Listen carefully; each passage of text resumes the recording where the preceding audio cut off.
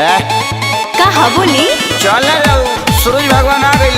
बस 2 minute रुकी और अगला दिया बस एगो सेल्फिया ले लेवे दी। भाई बड़ो कैमरा में फिल्मी दुनिया में जाइबे अरे चल तानी रुकी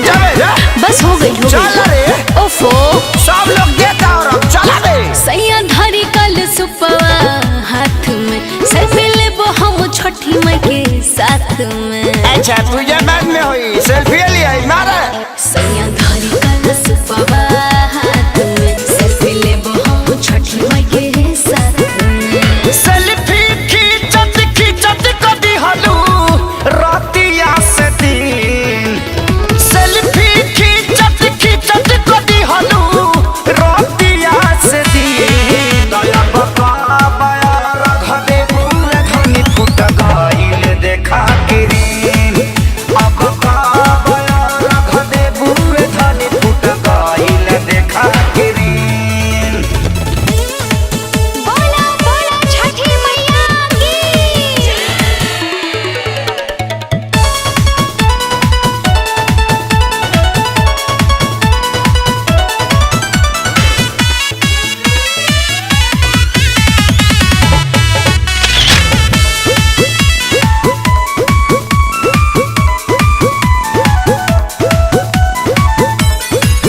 साल भपाइली छठी माई रउओ है नहाई फोटो खिंचाई लाइट पूजा करे वेल बड़ी की तरह से सेल्फी खिंचवे वेल बड़ी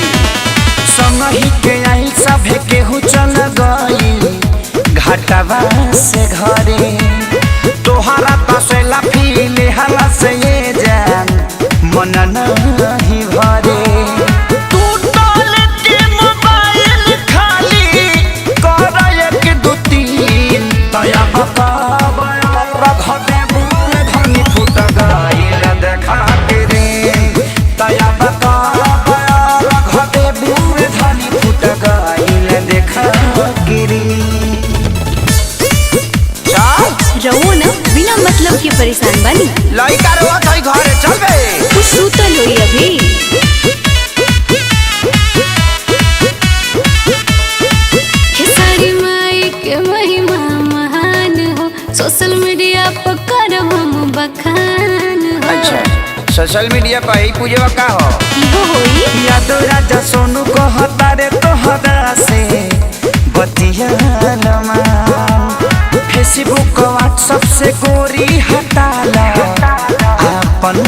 तू ध्यान जाने अनजाने में फेर से करिए करला कवनो सीन दया बका बया रख दे बूढ़ धनी फुट गइल देखा के रे दया बका बया रख दे बूढ़ धनी फुट गइल देखा के रे। चल जल्दी घरे रिक्शा रोत होई सेल्फी खींचत कदी हलू रोती